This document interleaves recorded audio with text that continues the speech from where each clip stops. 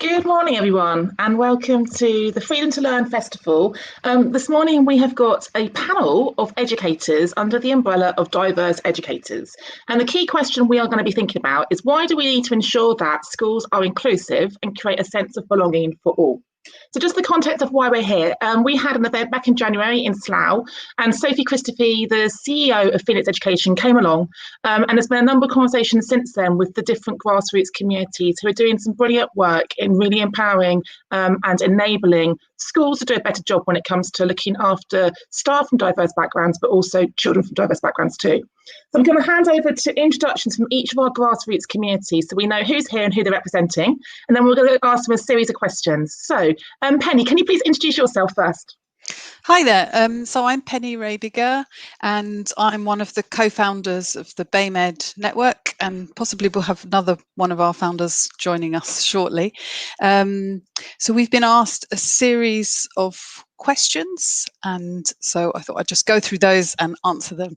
So the first question was, why should diversity, equity and inclusion be a focus for all schools and all educators this academic year? And I think we can all agree that world events have proved that we're in real trouble with regards how all sections of society are treated at all levels. So it should be a focus. But I think more than that, diversity, equity and inclusion should be a focus of all schools this year and always, because schools' purpose is to create the next generation of global citizens. And I think we've lost our way if we aren't fulfilling that purpose. Diversity, equity and inclusion are the facts of societies around the world, and if we don't teach these things and focus on these things, we're lying to our students about how the world actually is. So I hope that people will take the world events as impetus, but we'll just keep going forever with these issues. And how the BAMED network works towards moving the agenda forward. So our network seeks to help people educate themselves around the issues, to connect with each other, and to be actively committed to changing the system from within, because we feel that that's the best way that we can affect change. So we deliberately focus on working hand in hand as Black, Asian and minority ethnic educators alongside, together with white educators, working together to identify and dismantle structural racism, which is inherent in our education system, it's inherent in society. And we really strongly believe that if we don't work together, then we probably won't get as far as we could do. And we try to be intersectional in our approach as well, but we need to keep learning and educating ourselves and challenging ourselves on that as well. And how people can get involved, well, probably the best place is to go to our website, which is www.bamednetwork.com. And there you can check out all sorts of things. So we have a local hub areas page where you can connect with local BAMED networks in your area. If there isn't one in existence, we help people to set them up.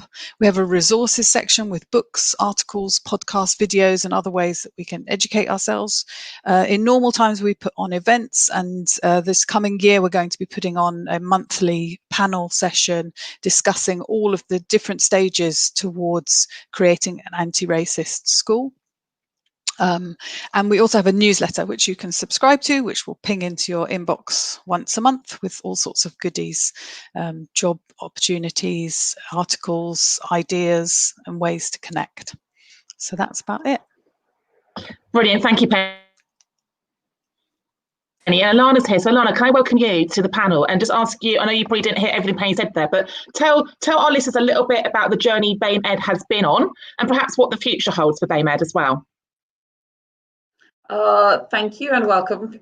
Thank you for having me on. BAMED itself has been on quite a journey. We've only been 3 years in existence, although it feels like a lifetime when you're doing this work. So we started originally just focused on looking at the statistics on leadership and promotion into leadership for BAME community, because you're less likely to be promoted into leadership or become a head teacher. And the statistics year on year seem to focus on that. We have worked at what we can do in order to promote that. We've run our conferences and spoke topics of moving beyond unconscious bias so that it doesn't become a tick box activity. Everything we're looking at has to be about how do we take an action to drive change forward, as opposed to having a conversation or doing a review about change happening. So we've really focused on that, and we're partnering with all of our grassroots partners in order to make change happen. The future of BMed, I think we're looking at how we can access more of our teachers. So we have a strong presence on social media, especially within our hubs. We're looking at how we can access teachers and give a tap on shoulder to teachers who are not present on social media, and getting them to be a part of the network and knowing that the support is available to them as well. We're looking at how we can work with multi-academy trusts to help them change structures and to introduce them to the right people to help them bring change into multi-academy trust. So we look really strongly at the partnerships and how we can facilitate and be that sort of middle person introducing. You don't know someone, we do. Let me introduce you to someone who is incredibly high quality and knows how to do all of that work in this space. So we're looking into doing a lot more on that, and we're looking very much at our overarching strategy and how that can continue to bring action. So one of the recent ones that we've done in filling in a space would be our BMed COVID risk assessment. That we saw a space, we saw that it wasn't being filled, and we therefore put something that would be a conversation starter for some people to use within their organizations. So we're looking to do more of that strategic work and get more of those active participants alongside our call for action. So for us right now, it's not anymore about the slogans or the ideas, it's now about bringing everybody who's to a point of action. Thank you, Alana. And can I just spotlight the speakers directory, because I think everyone who's here today has got a bugbear with the fact that there's no excuse for events having all white male and female lineups. And I know the speakers directory is brilliant. Can you just explain to the audience, A, how can you join the directory, and B, how can you perhaps use the directory, please? Right. If you'd like to join our directory, you need to send an email to bmed@outlook.com, and with a short synopsis of your profile and an area that you think you'd be able to speak confidently on. So it has to be, we're looking for high quality speakers, and if you're not a high quality speaker yet, tell us that and we will try to put it to work with you so that you can become one. And we're looking for subject experts. You send a lovely profile photo of yourself. We post that onto our website, and therefore whenever there's any conferences, ideas, etc., people will contact you either directly or they will contact us and we will then link them onto you. So on our website, we also have advice on how to negotiate a salary, because we do believe that your expertise should be paid for.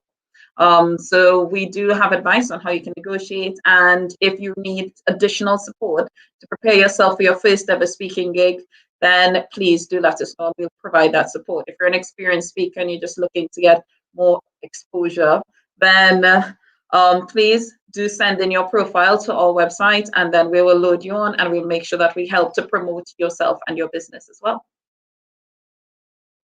That's fab. Thank you, Alana. And for the people who are listening, please make sure you check that out and also share it. There's no excuse for any event organizer not to be referencing a brilliant talent bank of speakers. So thank you, BMed. Let me move over now to Ruth at Disability Ed. So Ruth, do you want to just tell us a little bit about the Disability Ed's journey and what the future holds?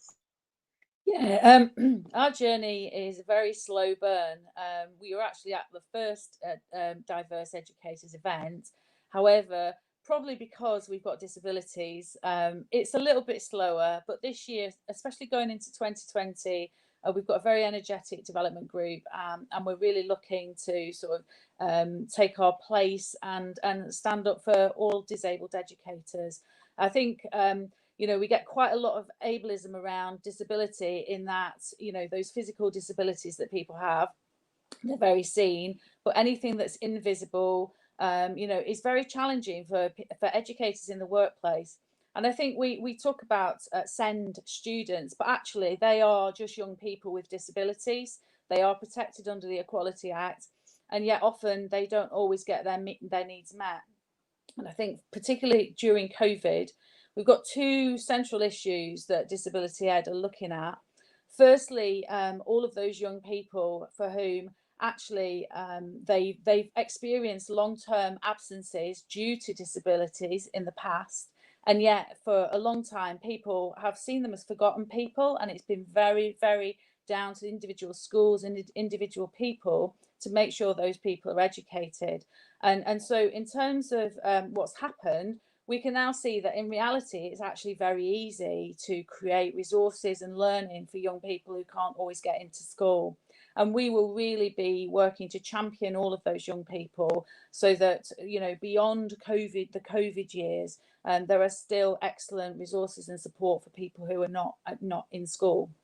And secondly, on top of the people with disabilities who may have been sort of self-isolating for much longer than anybody else, having to transition back into school, we've also got groups of staff members now who will be coming back post-COVID symptoms, who will have had a second bout of random symptoms, you know, whether that's heart conditions, whether that's breathing conditions, respiratory conditions, or whether that's, you know, whether that's mobility issues. And actually part of disabilities ed's sort of main cause is to make sure that reasonable adjustments are in place and met for every individual person.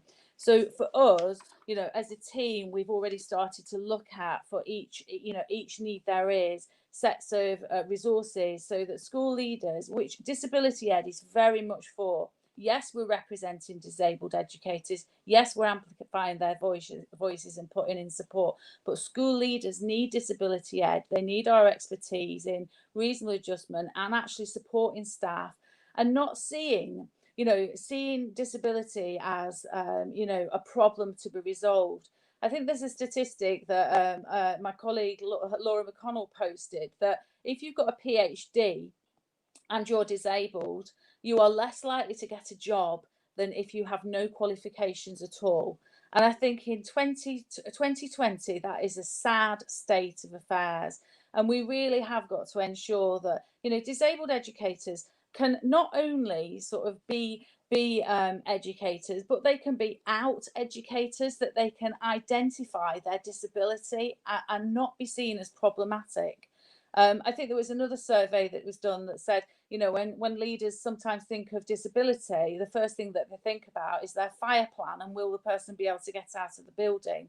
And in reality, you know, there is so much more to us, and so many skills and talents that we accrue because of our disability and not despite of it. So just thinking about, you know, some of those questions you were asking around, you know, what are we doing to contribute? You know, we are writing disability awareness training and ableism training for school leaders, and that will be ready at the start of term. We have a website that is in development, and if it's not ready, we will just put the resources out on Twitter. We're starting to publish reasonable adjustments guides. I must point you all to a brilliant piece of research that was done by Lynn Haynes and Maria Turkenberg. You know, they looked at what would be an ideal framework for people with disabilities around reasonable adjustments, and they started their work because of ITT and students training. And so those resources are brilliant, but we're going to put one-sided sheets out for different aspects of the education system that people might not be able to access well. We're looking to survey the workforce, because the DfE, unfortunately, have really not been good at gathering disability information. The last survey was 2017, and the last set of data didn't even, in 2019, didn't even include disability. So we want, not only are people disabled, but what are those disabilities broken down into as well? And we're providing support materials for people to go and have those reasonable adjustment conversations, because they've written their own support plan and are empowered to ask for them without feeling that they're an inconvenience as well. So if we're thinking about what people can do to support us, you know, first of all, become disability aware. The amount of people and, you know, leaders who have got no disability awareness, yet they're having line management conversations about reasonable adjustments. It's not acceptable. You know, they're not challenging their own biases around disability. Be an ally and really challenge ableism. You know, everything that happens, I hear students being described as, you know, neurodiverse students being described as picking and choosing if they can't attend a lesson. you know, and actually that is ableism, living and breathing, because you're not valuing that young person's life experience and their experiences in school. I also think whilst you are COVID planning and planning for next year, keep disability and keep our protected characteristics right at the centre of all of the planning, so that we are going forward and we are thinking about inclusivity and not exclusivity. The year group zones, you know, the changes to inclusion departments, people's safe spaces, they are all going to be a real challenge for transition, because students will not go back to what they've experienced before, and we've got to find the ways to make that much easier for them. Brilliant, Ruth, thank you so much. That was so comprehensive. And can I just ask you to share, I know we had a chat about sort of like the COVID impact on CPD and events, and how actually it's made events more accessible perhaps to people with disabilities. Can you speak to that for a second about moving forward, if we resume back to face-to-face events, how we can be more inclusive perhaps? Yeah, definitely. I think the accessibility, you know, the world has opened up for disabled people as well as closed in some areas. But actually, in terms of events, I've been able to participate in many more conferences this year than I could physically with a physical disability, and it's been really good. And I know that, you know, in terms of running an event, that, you know, it could be quite hard, but actually to have some streamed aspects to events going forward, if you really genuinely want to be as inclusive as possible, I would say to all leaders, you know, make sure that you're doing that. If you're sending out images of your event, make sure they've got alt text on them. You know, if you can get someone to sort of translate and do sign language as well, there are really, really important things that we can do, and we can do it more effectively because of technology. Fab, thank you so much, Ruth. Brilliant. I'm going to come to you next then, Nick, LGBT Ed. Do you want to give us the lowdown about what's happened, where you're going, how to get involved, please? Thanks, Hannah. Yeah, I'd love to. Morning, everyone. It's great to see you all today, and what an exciting event and discussion that this is. So the three questions that we're going through, the first one was around diversity and equity and why it's a focus and why it needs to be a focus, particularly this academic year. LGBT Ed, we're all about empowering educators to be their authentic selves in schools, and really allow themselves to be the role models that we needed to be when we were younger. And we think that's always important. We think it's always incredibly important that young people see those role models, and that also all educators in our school system have that right to be visible and to be themselves. And that's really, you know, incredibly important. In particular, though, I think this academic year, there is going to be a huge need to think about well-being in its broadest sense for all of our students coming back after this challenging time. And we're going to need to make sure that we're thinking about that. So how can we make sure that young LGBTQ plus students are involved in that, and also all staff as well? We think that it's incredibly important. This year, we've also got compulsory sex and relationships education coming in, so we need schools to be aware of that and think about how that's going to be addressed. And we also need to think about broadly in society as well, those hate crimes and those inequities that exist and that are faced by LGBTQ plus people, and indeed by people represented through the different protected characteristics that we're talking about. Oh, I'm sorry if the signal isn't great. I'm going to keep going and hope that it gets a little bit better. I'll speak up a bit as well. So in terms of what that means, we think that we need really authentic opportunities for educators, and we think that there's a real need to make sure that the curriculum is representative of all young people, and we do need to make sure that that is for LGBTQ plus people, and that their identities are represented, but also for people of colour, for disabled people, for women, and for trans and non-binary people as well. It's incredibly important that young people see themselves reflected in the curriculums that they study, as well as their peers and their teachers too. It's really important that we have that. So in terms of identities as well as across the curriculum, the term that is often used is usualizing as well. So making sure that we are just dropping in throughout the curriculum a sense of identity, and that's seen as being incredibly important too. So we're going to make sure that we're thinking about that. In terms of specifically LGBT Ed as an organisation and the kinds of things that we do, and in normal times, of course, we'd hope to do a lot more CPD and offers that enable LGBT educators and allies to get involved and to make sure that they're thinking and developing and supported in however it's seen as being really important. We've got our support network too, and we use Twitter very regularly, and I'd absolutely encourage people to get involved with that. That's incredibly important that we can do that, because it's a really good way of professionals connecting. Often it can seem quite isolating sometimes if you're in a school, or if you're finding yourself in an environment where things aren't working as much or as well as you'd hope. And Twitter can be a really valuable source for connecting and getting and meeting people.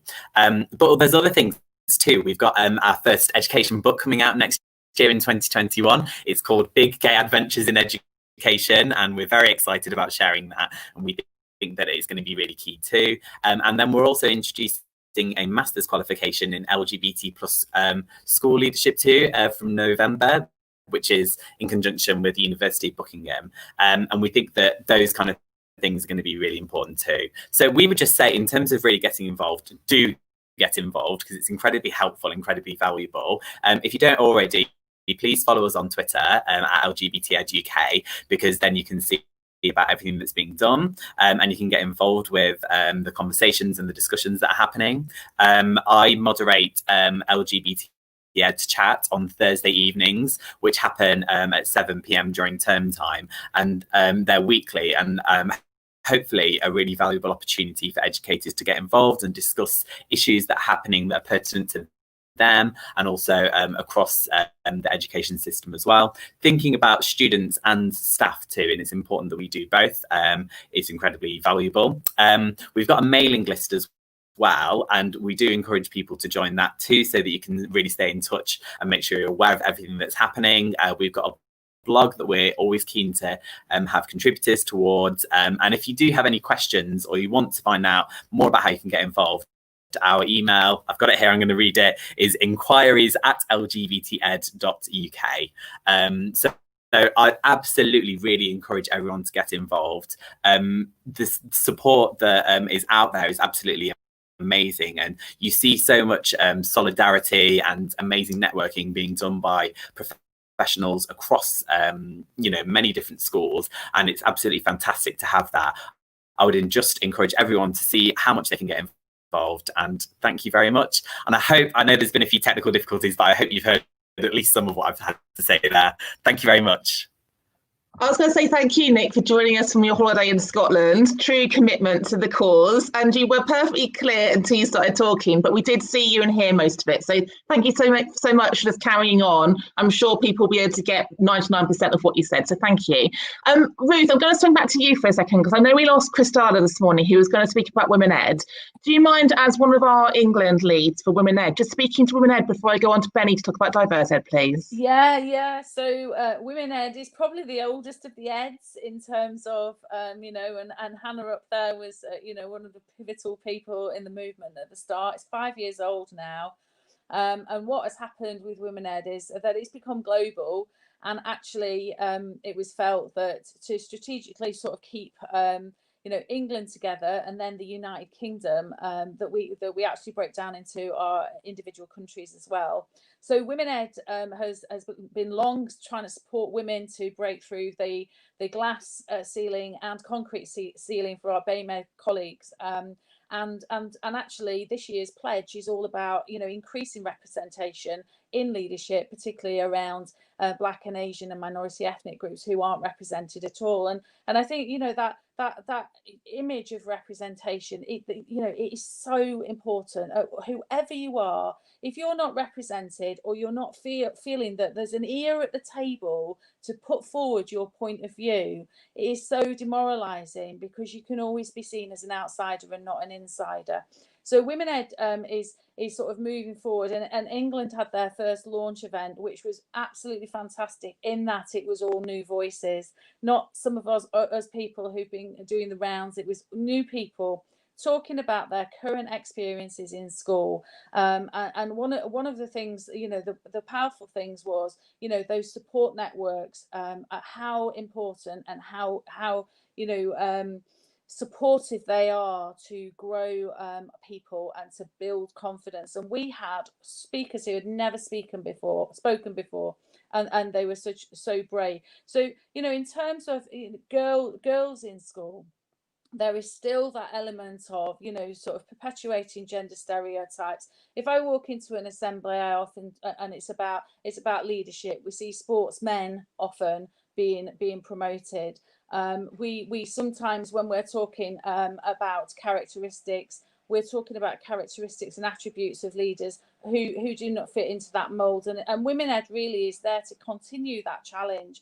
But actually, you know, we recognise that we are also a group with multifaceted identities. And I know Benny's going to talk about that in a minute, but actually, you know, we working together is always going to make us stronger. So the more that we can you know, stand together as groups and go forward is really fantastic. Some nice thing is that we're looking at in Women Ed England to work with Scotland, Wales and Northern Ireland to see what actually Women Ed means for the UK and for our girls and women leaders going forward.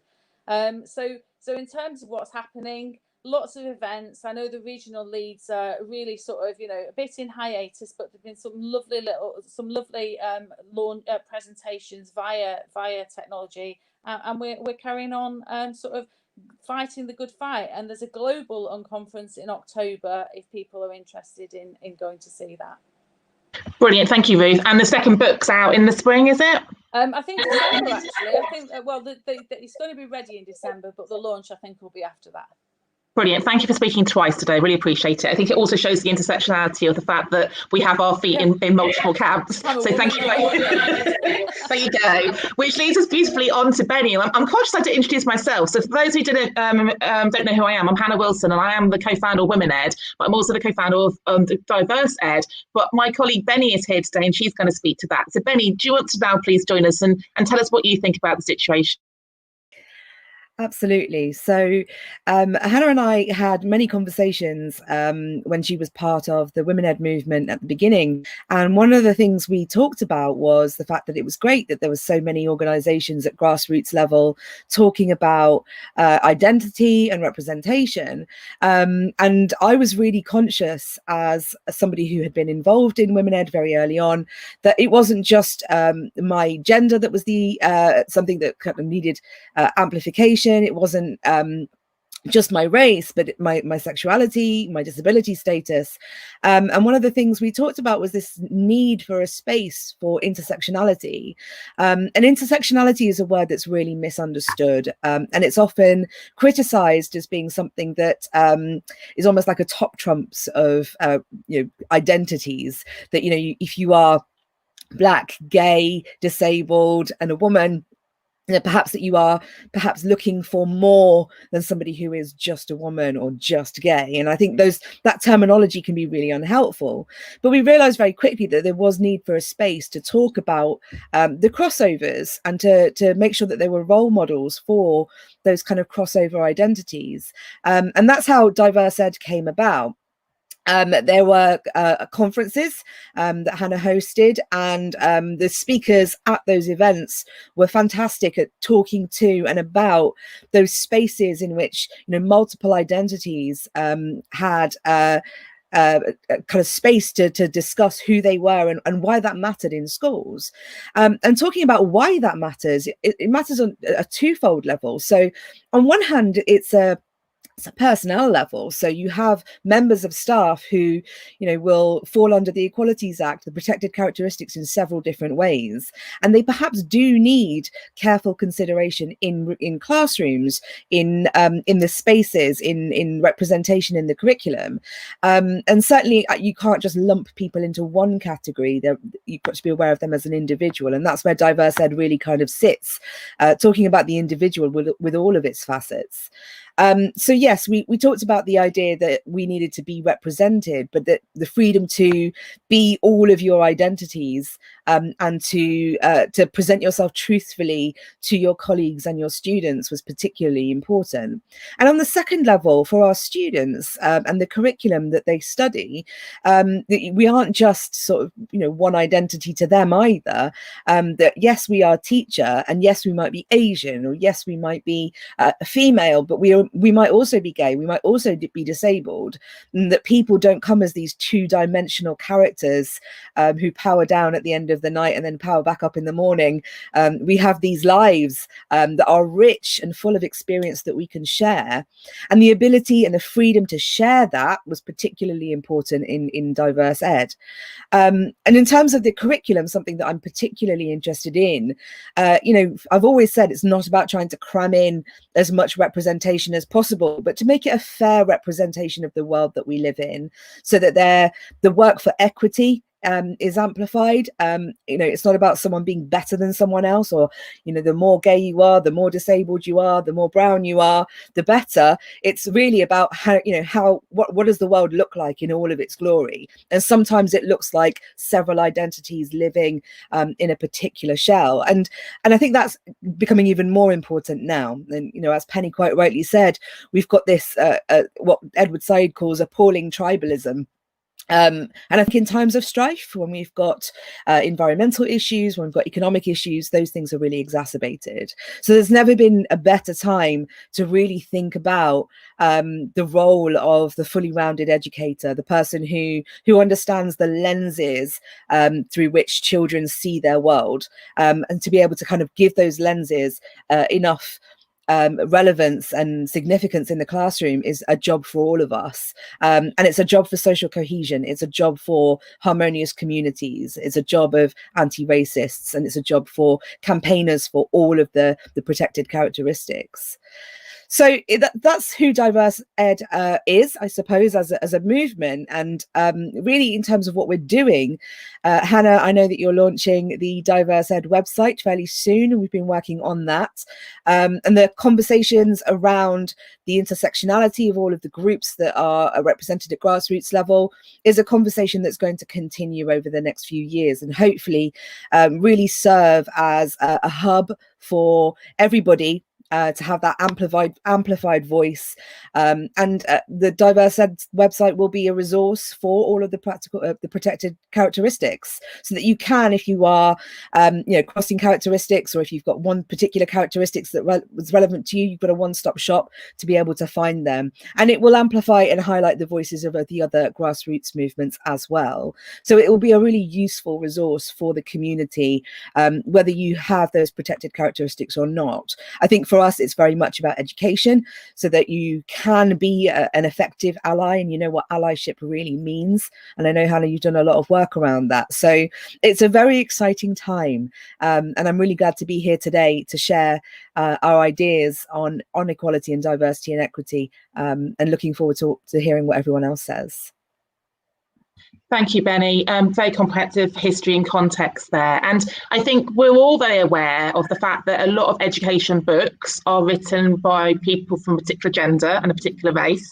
And it's exciting to see so many books popping up at the moment from people from diverse backgrounds, but also talking about diversity. So Bennie, back to you. Tell us about your book, please. What's it about and when's it out? Okay, so my book, A Little Guide for Teachers, Diversity in Schools, is out at the end of October. It is very much a beginner's guide to diversity in schools, and it focuses on different areas. So, you know, the practical things that teachers can do to kind of almost start the process of thinking about equity in their classroom, to the curriculum, to those broader structures within schools. It's published by Sage, and it is available for pre-order now from that rather large seller of books that I shall not name in public, that you can go to and you can click on, but you can also get that from the Sage website as well. So I'm looking forward to hearing people's feedback, and hopefully there'll be more of that where it comes from. So Brilliant, thank you, Benny. I've had the privilege of reading it. It's a very helpful way to get people thinking about how to frame their work. Particularly,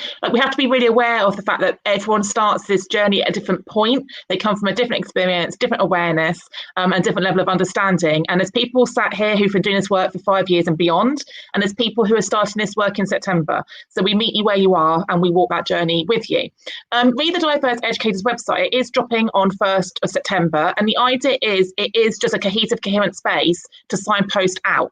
I think my thing is that those of us who are doing this work know who everyone is and know where the organisations are and know how to signpost people. But I always put myself in the shoes of, if I was that white female head teacher in a shire, not on Twitter, where would I start? How would I know even where to find the speakers, the resources, the website? So it is going to be a signposting out website. It's not to replace anything that already exists. We have got a few questions coming up. One question that keeps coming up in my spaces are, what about early years? That we've got a lot of primary school heads, nursery leads who really want to do this work. And has anyone got any thoughts? Alana, I'm probably going to come to you first as being a primary school head teacher, but like, we've got questions about how do you do ableism with primary? How do you do LGBT with primary, particularly with early years? Any thoughts from you first of all, Alana?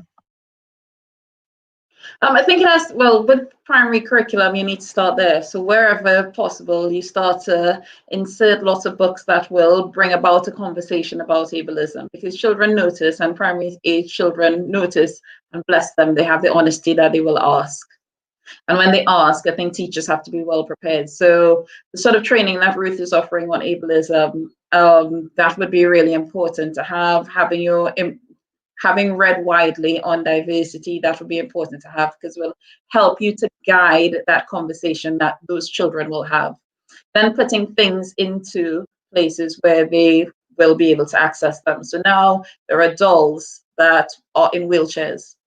You can buy that and have that in your play area. You can have characters that are different colors, different ethnicities, different dress sense. You can have all of those things as a part embedded into your curriculum to initiate a conversation. And at primary level, it's very much about initiating a conversation and then bringing that information onto them afterwards. And I would also go as far as to say, and having that conversation with parents as well, so that parents at their dinner tables know exactly what your school is saying, and they're able to carry on that conversation. And being very open and clear with your parents that in our school, diversity is just as important to our wider education, because we're preparing global citizens. So in our school, what we do is we have that conversation with our parents. So they're very aware of what we're doing in the classroom. They know very much that their children are going to get a diverse range of books that's going to refer to all of the protected characteristics. And they know that the adults in the school are going to have conversations if the children ask questions, and expect our parents to carry on those conversations. Brilliant, thank you, Alana. And Benny, as someone who trained in secondary, but now you're deputy head for curriculum across and all through school, what's the learning points there from your secondary lens now looking at primary? Well, certainly working in an all through has been fascinating, because, you know, we think about the journey that our students go on, and, you know, secondary teachers can be guilty sometimes of thinking they've got an uncut gem that they then have to shape, but actually they've already been molded in some way, shape or form by the time they come to us. And I think secondary teachers do need to be aware of that. I'm really grateful to primaries for the work that they've been doing on diversifying their reading, providing representations in terms of characters, and in terms of differing families, so that actually some of the work of secondary education isn't so hard, that you don't start from the point zero. You've already got this kind of background of knowledge that's being provided to them. And certainly, you know, looking at building a curriculum from 3 to 19, I've been working with the primary team, and the primary team are fantastic. They're an absolute treasure trove. You know, they know so much about early years readers, and, you know, even at EYFS we're thinking about representation, which, you know, maybe 10-15 years ago just wasn't part of the conversation, certainly not in my experience, and it gives us a solid base to on which to kind of build knowledge. And I've always said that curriculum is a diverse curriculum is not about cutting out knowledge. It's not about replacing knowledge. It's very much about building a broader horizon for our students. And the more we can work together with primary educators from EYFS upwards to be able to do that, the more powerful the experience is for the child, to go into the world understanding that, you know, it's not just a particular type of person, one gender, one race, one particular ability level that is able to contribute to the universe. And how wonderful is that for our students? So yes, on a curriculum level, it's incredibly powerful. Thank you, Benny. And coming to you, Penny, just thinking about the fact that quite often diversity identity sits within the kind of the SMSC, PSHE or philosophy for children space. I'm sure you know where I'm going with this. Can you tell everyone about LIFTA, please, and how LIFTA is a resource for the curriculum, please? Yeah, for sure. So my day job is working with a Finnish-British organisation called LIFTA, and we create immersive worlds that children can explore that are based around real documentary film footage. And the point of what we do is to allow children and their teachers to have some time to think deeply, to explore, to discuss, and to sort of be in the space of where other people are. And I think one of the things I wanted to say about early years is that we have this kind of I think there's this kind of myth that little children are sort of pure and don't come with these biases, but they absorb from before they're even born. They'll absorb the expectations and the biases of those around them.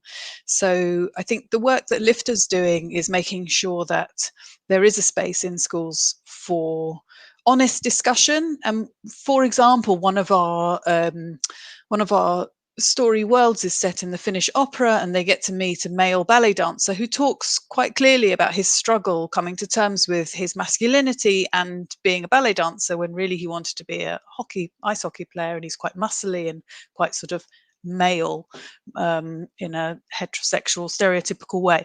Now, when we ask children after seeing this, you know, so can all people be ballet dancers? They're like, yes, yes, yes. And then you say to them, would you go to a ballet lesson if you were a boy? And they go, no, no, no, no. So it's not solved just in a moment. It has to be about allowing these conversations and unpicking where bias comes from and how it's so deeply ingrained in us that even though our brains are telling us one thing, our kind of internal absorbed knowledge is telling us. Thank you, Penny. And ultimately, this conversation today is about the wider conversations that we need to be having in our schools. So, Ruth, if I can come back to you, I mean, what are your thoughts about intersectionality and how we can perhaps like speak to it or teach it to children, but also build it into training for adults? So we are thinking about that fully formed human being, that whole person, and not what label are we wearing today?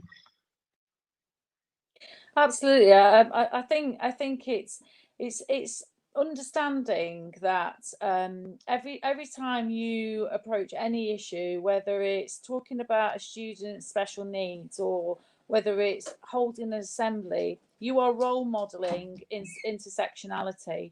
And therefore there will be some challenges around that, because people don't always see or you know hear what is happening. But I think, I mean, you know, thinking of our freedoms too, mine was very much around a holistic view of a young person and an adult, and therefore you have to actively think about how that looks across the course of a year, in terms of everything that you do, and if you aren't in the leaderships, you know, middle or senior leaders, planning for that, planning for intersectionality, and planning for the whole, you know, we get these stereotypical views of SEND students, and we forget that they're still adolescents, they're still people who are coming to terms with relationships, who are coming to terms with themselves as an individual. And actually, if we don't build the right climate, which is very much focused on people and human beings interacting and the relationships that they have with other people, if we don't put that at the heart of our schools and we continue to put other things at the heart of our schools, we will not move forward on these issues. So intersectionality boils down to human beings interacting with other human beings in an appropriate manner that builds, enables them to grow and shine. And I think whether that's staff or students, that's what school leaders have really got to grapple with, and they have really got to commit wholeheartedly to that message. Thank you, Ruth. Absolutely. And we have had one tongue-in-cheek comment, as you can imagine. Someone commenting on the fact that, are we a truly diverse panel because we haven't got any straight white men here today, or we've got a lack of men. And I've just added up in my head, from the 6 of us and how well I know you all, I know we address collectively 6 of the 9 protected characteristics. I think we're doing pretty well from visible and invisible protected characteristics. Any thoughts on that from any? I'm not going to put anyone on the spot. Would anyone like to speak to that issue, that we are very quick at the moment to call out who is missing from the space? And actually, the person who said that, I've given him quite a lot of challenge in his organisation. So let's go to Penny and then Benny. That rhymed. Penny first. Well, I can say that, you know, I feel secure that I'm representing a heterosexual, male, white, patriarchal society, because that's how I've been educated. So I don't feel worried, and I'm not saying that as a joke either. I don't feel worried that I won't be sort of championing that section of society. Because it's so ingrained in me, and actually the point is that I have to make more of an effort to kind of champion my sisters and champion my, you know, disabled colleagues, my gay colleagues, my Black, Asian and minority ethnic colleagues. So I don't think it's such a problem that they're not here, because we all know how to represent their views. Thank you, Penny. And Benny, what do you want to add? Without wanting to sound tongue-in-cheek myself, I think the question is a little bit, when is International Men's Day? And at this point I always say it's November the 19th and every day. And I certainly think that, you know, the question is valid. I recognise when we talk about diversity, it does encompass the experience of a kind of white heteronormative experience, and I do get that. But there are a lot of conferences that happen that talk about education and representation and recruitment and curriculum that are dominated by those voices. And I think it's nice sometimes to have this space to be able to have a voice that's not drowned out by the majority, and certainly I'm willing to have discussions about that offline. If that offer is taken up, I'm more than happy to talk about it. I don't think anyone here is saying that the views of the straight white man aren't valid. I think they are saying that they are heard a lot, and there's space for this as well, as their voices. Yeah, that's what I was going to add, Benny. Exactly that every space is a white male space, and every event has a white male straight speaker. And actually, let's check our privilege and listen for a change and not do the talking. And that event that Penny and Angie and Amy and Alison and I organised back in June about Black Lives Matters, I mean, I was there as a straight, white, able-bodied woman listening, because actually we needed to listen to the Black women's experience, and we needed to learn from the lived experience. And I have been staggered by the number of men who won't come to events unless they're speaking, because they don't want to just come to an event and sit and listen. And actually we need to be there and listen and absorb, and not, and that, I used it yesterday on the webcast, we have 2 ears and 1 mouth, and we need to do more listening and less talking. So that is just my point to that. Nick, I wanted to come to you about allyship. So, I mean, it's kind of like one of the words at the moment, and I mean, a lot of people want to lean into the space for diversity and equity and want to help, but need a bit of guidance on perhaps how to do that in an authentic way. I mean, what are your tips for some of the listeners about how they can commit to this work and do it in a way that is purposeful but not patronising? Thank you, Hannah. And I think on the comment that you were all just discussing there, you learn so much. It's advantageous to white men to hear from a diverse range of speakers, so you're actually getting a lot anyway, I would suggest. I think that it's incredibly important that we have allies. I think sometimes actually allies can be in a more powerful position than they realise within the school system to actually affect change. And, you know, speaking from a perspective of LGBTQ plus educators, but it might be something that other speakers could add, whether or not that would be useful. Actually, sometimes if you are standing up for your colleagues and if you're standing up for your students in a place that is less vulnerable, you can actually really be very helpful and valuable in terms of that. And I think I personally find it incredibly helpful when straight members of staff, for example, help on this, because it's incredibly valuable. But what I would say is it needs to be coming from a place where you do it after having listened to or after having spoken with the person that you are claiming to be an ally for. I don't think an ally is now. I think an ally you be an ally. You do allyship. It's not about just identifying and saying I'm an ally, but it's listening to members of staff. It's listening to people and then saying that you stand up for them based on what they're telling you. I think it's incredibly important that you do that. So in terms of schools, you know, for LGBT ed, follow us on Twitter, even if you don't necessarily identify as being LGBTQ+, because you can learn so much about our experiences and what's going on. I think that's incredibly important, that people from different protected characteristics also get that, because you can advocate for people in a really valuable way without speaking for them and without speaking over them. And I think that's actually really. Thank you, Nick. And absolutely, it's also about the different groups advocating for one another and being allies to one another as well. So does anyone else want to add to that question about allyship and any tips for the audience? Alana, do you want to jump in? I think for us, it's been quite a journey, because for us, we base most of our work on the words of Professor Paul Miller, where he talks about white sanction and how to avoid a meritocracy. So when you have your white heterosexual heteronormative male, what you're looking for from them in order for them to be qualified as an ally and in order to allow that space at the table, because part of it is about creating that space at the table and expanding the table so that you have more diverse thoughts. But part of it is about what happens when that diverse person is not at the table. So the conversations that happen after that disregard the points of view of your colleagues. And that's where white allyship comes in really clearly, because a white heteronormative male is going to have access to spaces that I will not be in. Someone will not say to my face, oh, a Black woman talking about race, but they will say it behind my back. And that's the point when you need your allies to be able to be there to stand up and say, well, actually, what the point she's making is we are going to be stronger, we're going to be more profitable, we're going to be much better because we have that. And that is true allyship. And it's not so much about, oh, I'm fighting for this injustice, but it's about in those quiet spaces, in those moments when those subtle sort of undermining commentary is made about the protected characteristics. That's the point when you really, really stand up and be there and represent for your colleagues and for what you know is right and equitable. Thank you, Ilana. And it's like the words from my mouth there. It's about doing what's right and not doing what's right when there's someone listening. I go back to that analogy about the kid who picks up litter when the head teacher's watching them pick up litter, as opposed to the kid who picks up litter when no one's watching. And it's about doing those little things, the right things all the time, and collectively we make a massive difference. Penny, do you want to add? Yeah, I just want to pick up the point about performativity on it.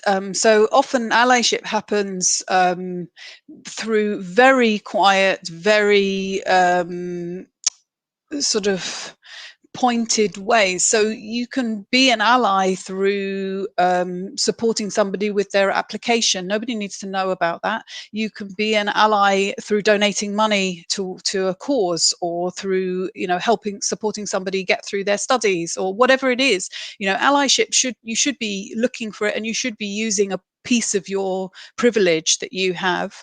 You know, it should cost you a little bit in time, in money, in whatever, in inconvenience, but it doesn't need to be performative, and it doesn't need to be speaking up and endangering yourself by, you know, talking up and having an argument with people. It's about really supporting people getting to where they need to get to.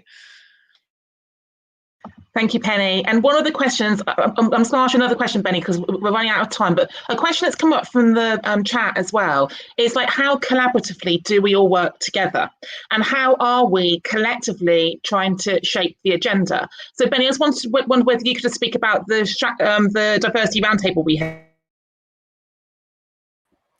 Absolutely. I was going to talk about that because that's allyship in action, and then it's an intersectional allyship as well, where a couple of weeks ago now, there were, I think it was over 40 people in a virtual meeting, the Diversity Roundtable, and it was incredible to see the range of experiences and the range of viewpoints that were at the table, talking about diversity and talking about inclusion.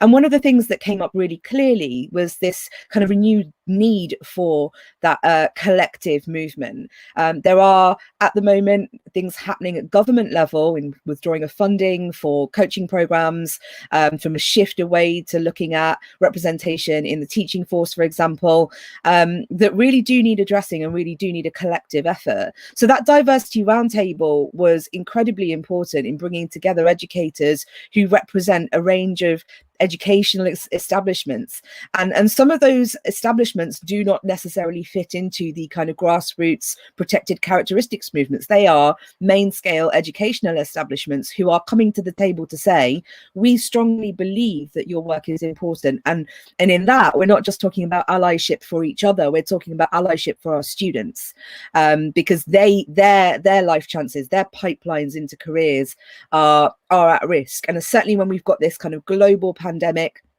and global economic issues, it's going to be even more important in years to come to have that collective action. So the Diversity Roundtable is going to be meeting regularly, and the agenda is open for contribution, but very much focuses on what can we do as a group of people, as a group of adults and organizations, to be able to ensure that protected characteristics remain protected, and not just protected, but supported and amplified. Thank you, Bennie. And absolutely, I mean, we all work in collaboration, although we all have our own foci, but equally it's about working in that coherent and cohesive space. And what we want to collectively do is actually to shape the agenda and work with the DfE on the strategy, because I think it's fair to say that there's been a strategy, but has it had the desired impact over the last few years? So please watch this space for more opportunities to join in with events from all of the grassroots groups, with the Diverse Ed launch, and also with those diversity roundtables. So my final question to everyone: the theme for the festival is freedom to learn, and the different frame points are around freedom from or freedom to. I'm really interested for each of you just to finish off your contribution today with your hopes, your vision for education, with what freedoms you would like to see. So I'm just going to go top around the group. So Penny, you're first. What does freedom mean to you for the system? Well, I don't think we can get it, but I'd love freedom from political interference in education. If we could just separate education from politics, then we would be able to actually educate the children the way that we want to. Hear, hear. Nick, what's your vision for freedom? I think freedom to be your authentic self as an educator and as a student in 2020. People should be respected for whoever they are, and it's incredibly important that that happens both for staff and for students. Thank you, Nick. Alana, how about you? I'd say freedom to listen. So freedom to understand diverse perspective and to understand that there are lots of different ideas, and the freedom for us to listen to each other and deeply try to connect with each other. Thank you, Alana. Ruth, what are your thoughts? I would like freedom from the quantitative measurement of people, and freedom to be person-centred and create educational experiences that represent everybody. Wow, thank you, Ruth. And Bennie, what are your thoughts? I think for me, it's always freedom to dream. Our students go through our classrooms and they see themselves around the world, and the freedom to be able to be whoever they want to be, regardless of what their starting points, is always the role of an educator. So freedom to dream is mine. And I think mine is freedom to acknowledge that we've got it wrong, and freedom to accept that we need to do things differently. If we keep doing things the same, we're going to keep getting the same outcomes. And I think the energy and the agency we have at the moment and the opportunity for change is really, really ripe. It would be absolutely sacrilege if we didn't grasp it and we didn't actually actively make a difference come September for every single adult and every single child in our schools. So we are bang on time to close our panel. Thank you so much, all of you, for giving up an hour of your time during your summer holidays. It's much appreciated. Have a fantastic August, and we look forward to seeing you all at future events. Thank you very much.